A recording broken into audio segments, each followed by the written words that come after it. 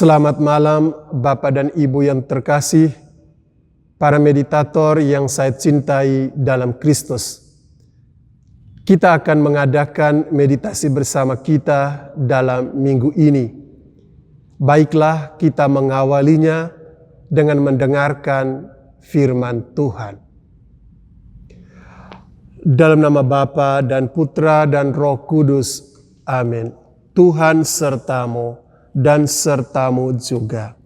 Inilah Injil Yesus Kristus menurut Santo Yohanes. Dimuliakanlah Tuhan.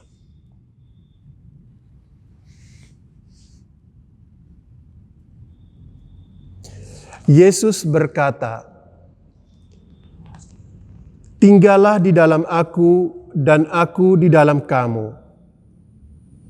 Sama seperti ranting tidak dapat berbuah dari dirinya sendiri, kalau ia tidak tinggal pada pokok anggur, demikian juga kamu tidak berbuah jikalau kamu tidak tinggal di dalam aku. Akulah pokok anggur dan kamulah ranting-rantingnya. Barang siapa tinggal di dalam aku dan aku tinggal di dalam dia, ia berbuah banyak, sebab di luar aku, kamu tidak dapat berbuat apa-apa." Demikianlah Injil Tuhan. Terpujilah Kristus.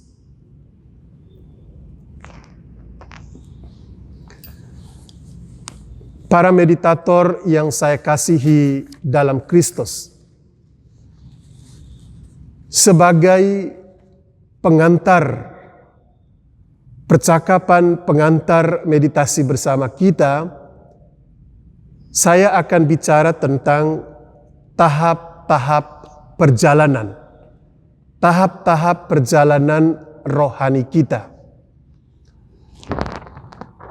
Dalam tradisi mistik Timur Rusia, perjalanan yang dimaksudkan adalah perjalanan dari kepala menuju hati. Perjalanan rohani adalah perjalanan di mana kita bergerak dari pikiran-pikiran kita, dari kepala kita, kita membawa pikiran itu ke dalam hati dan meletakkan pikiran di bawah kaki hati. Hati adalah tempat di mana Tuhan berdiam. Tuhan ada di dalam hati kita. Seperti kata Injil yang barusan kita dengar tadi. Aku di dalam kamu. Aku di dalam kamu adalah aku, Sang Allah yang ada di dalam diri batin kita. Perjalanan rohani adalah perjalanan bergerak dari kepala menuju hati, dari pikiran menuju pusat terdalam diri kita. Ini adalah sebuah perjalanan untuk bertemu dengan Dia yang tinggal di dalam hati kita, di dalam diri batin kita. Para saudara yang saya kasihi dalam Kristus, perjalanan ini oleh John Main dilihat sebagai sebuah perjalanan meninggalkan ilusi menuju realitas sejati. Ilusi itu adalah gambaran-gambaran, imajinasi yang kita bangun berdasarkan pikiran kita. Tetapi realitas sejati itu adalah Allah yang ada di dalam diri kita, dan kita adalah anak-anak yang dikasihi oleh Allah. Perjalanan rohani, perjalanan dari pikiran menuju hati adalah perjalanan dari ilusi menuju realitas sejati. Itu kata John Main. Maka meditasi itu adalah sebuah pergerakan dari ilusi menuju realitas yang sejati itu. Kita hidup berdasarkan pikiran-pikiran kita. Apa yang kita pikirkan tentang diri kita, gambaran kita mengenai diri kita, gambaran kita mengenai orang lain, gambaran kita mengenai Tuhan, gambaran kita mengenai lingkungan tempat di mana kita berdiam, itu semua dibangun oleh pikiran. Siapakah kita? Itu dipola oleh pikiran kita. Dan siapakah kita belum tentu apa yang dipikirkan, apa yang kita pikirkan itu sejalan dengan realitas sejati siapa kita sebenarnya di hadapan Allah. Allah yang berdiam di dalam diri kita. Kita hidup terkondisi oleh pikiran-pikiran itu. Oleh karena itu, perjalanan ini, perjalanan untuk menemui realitas sejati di dalam kedalaman diri kita ini, kata John Main, bagaikan menerobos awan pikiran yang begitu tebal. Dan ini tidak mudah. John Main mengatakan ini adalah sebuah penerobosan yang tidak gampang. Kita maju menerobos pikiran yang menghalangi kita untuk menemukan, untuk berjumpa, atau bertemu dengan realitas sejati siapa diri kita sesungguhnya di hadapan Allah. Sebenarnya Bapak dan Ibu, para meditator yang terkasih, kita ini di dalam hidup kita selalu berpikir tentang diri kita. Siapa saya itu berdasarkan yang saya pikir atau berdasarkan apa kata orang, apa pikiran orang tentang saya yang kemudian kita jadikan milik saya, milik diri kita sendiri. Kemungkinan itu ada dua. Kalau kita melihat diri kita berdasarkan pikiran kita atau berdasarkan apa pikir orang tentang kita, itu kemungkinan selalu dua. Kita menjadi sombong, dan kalau kita menjadi sombong, kita menganggap diri besar. Atau kalau kita gagal menjadi besar, kita tidak menjadi sombong, kita menjadi minder, kita menjadi rasa kecil, kita merasa diri tidak berarti. Itu dua ekstrem kalau kita melihat diri kita berdasarkan pikiran, berdasarkan apa yang saya pikirkan tentang diriku dan apa kata orang tentang aku. Nah, meditasi itu membawa kita untuk mengenal diri kita sendiri berdasarkan apa sesungguhnya kita, realitas sejatinya kita, true self kita di hadapan Tuhan.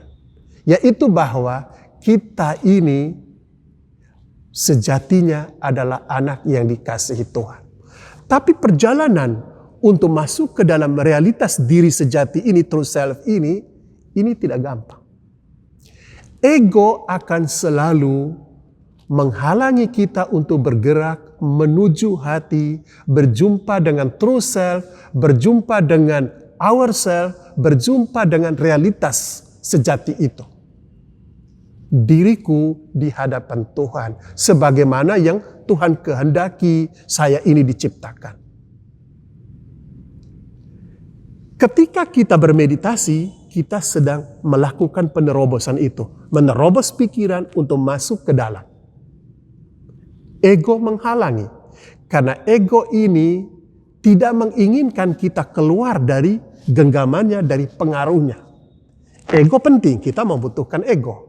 Tetapi ego ini kadangkala berlaku sebagai orang tua yang terlalu protektif sehingga kita tidak bisa keluar dari genggaman, dari pengaruhnya, dari dekapannya. Dia ingin kita tetap hidup berdasarkan ilusi, berdasarkan pikiran, berdasarkan apa yang dimaui orang tentang saya, apa yang orang pikirkan tentang saya. Saya berlaku, saya bertindak sesuai dengan pikiran saya, sesuai dengan apa yang orang inginkan terjadi pada diriku. Apa yang ingin saya tampilkan. Sehingga lalu saya kemudian menjadi orang yang palsu, menggunakan topeng, banyak topeng supaya sesuai apa yang saya perlihatkan dengan apa yang diinginkan oleh lingkungan terhadap saya. Meditasi itu membantu kita melepaskan topeng-topeng, melepaskan pikiran-pikiran ilusi ini, membawa kita masuk ke dalam true self kita, diri sejati kita, realitas sejati kita di hadapan Allah. Bagaimana ego itu menghalangi kita? Waktu kita meditasi, ego tahu kita sedang bergerak ke sana.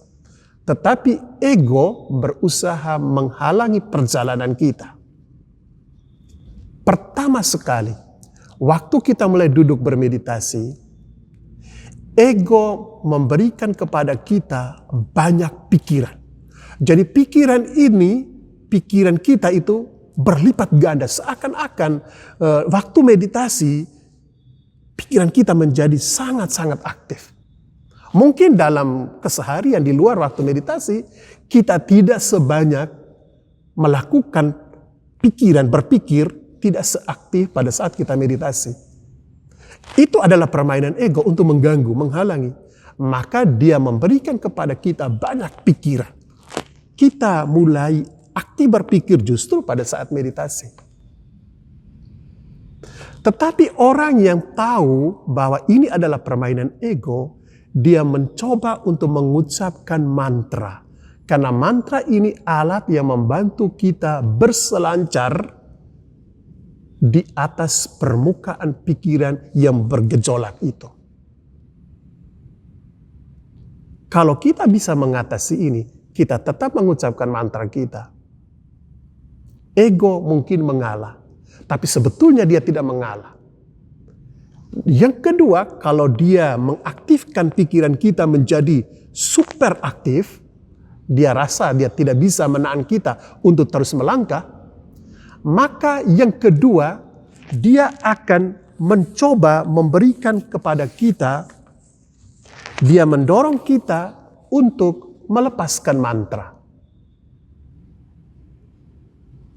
Tiba-tiba kita merasa nyaman, kita merasa tenang, lalu dia membuat kita berpikir bahwa mengucapkan mantra itu mengganggu.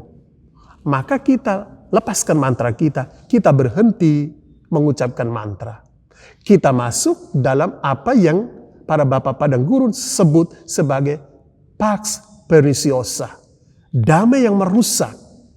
Memang kita rasa tenang, tetapi sebenarnya kita tidak sedang melangkah. Kita tidak sedang membuat kemajuan. Dan ini memang permainan ego. Jadi setelah dia merasa tidak mampu menahan laju perjalanan kita dengan memberikan banyak pikiran, dia kemudian memberikan kita pax perniciosa itu supaya kita melepaskan mantra. Kalau kita melepaskan mantra, kita mandek, kita tidak melangkah.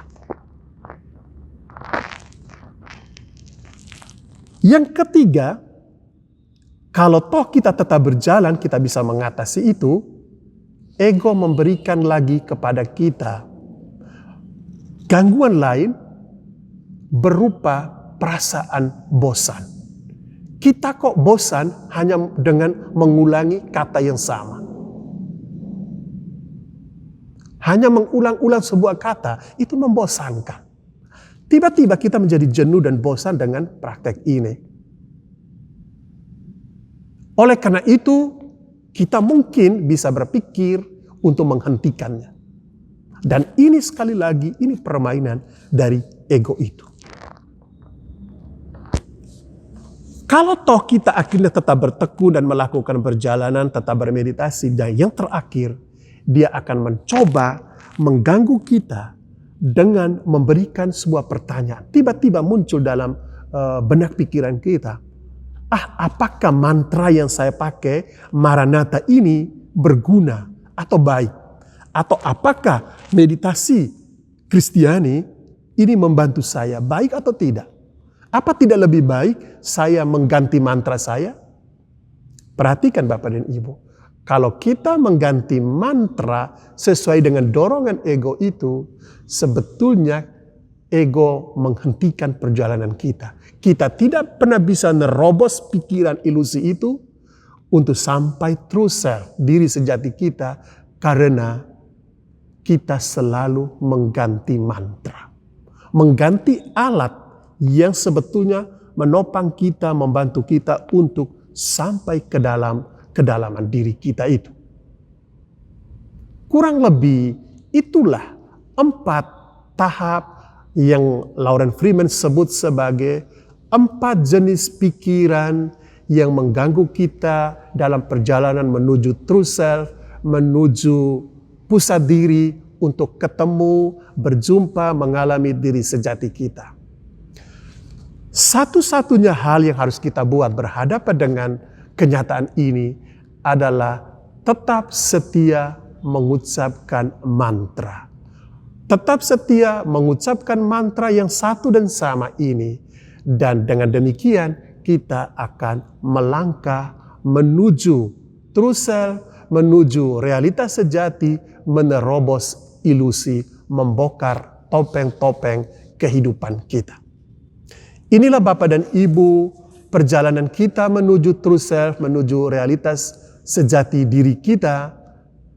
Tidak gampang, tetapi kalau kita bertekun dengan kata doa kita, dengan mantra kita, kita akhirnya bisa sampai ke tujuan perjalanan kita.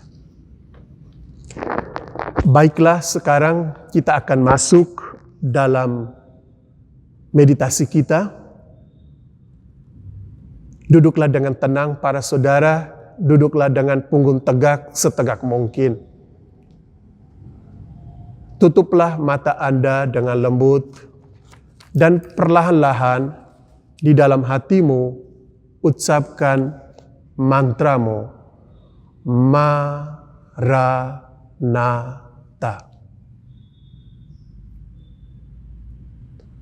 Bapa Surgawi, bukalah hati kami akan keheningan hadirat Roh Putra-Mu. Bimbinglah kami kepada misteri keheningan ilahi, di mana rahmat kasih-Mu memancar kepada setiap orang yang merindukannya. Maranatha, datanglah Tuhan Yesus.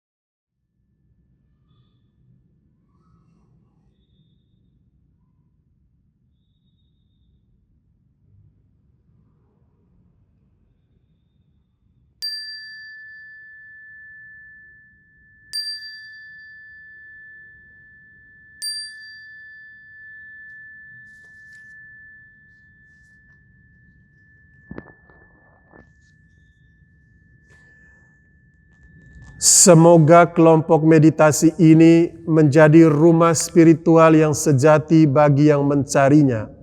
Semoga keheningan ini menjadi kekuatan untuk membuka hati kami semua kepada citra Allah, sehingga dengan demikian kami saling mengasihi, mengalami damai, berlaku adil dan menjadi manusia yang bermartabat. Semoga keindahan kerahiman ilahi memenuhi setiap hati kami yang berdoa di sini dengan harapan dan kegembiraan. Semoga kami yang berdoa di sini dikuatkan oleh Roh Kudus untuk melayani semua yang datang dan menerima mereka sebagai Kristus sendiri.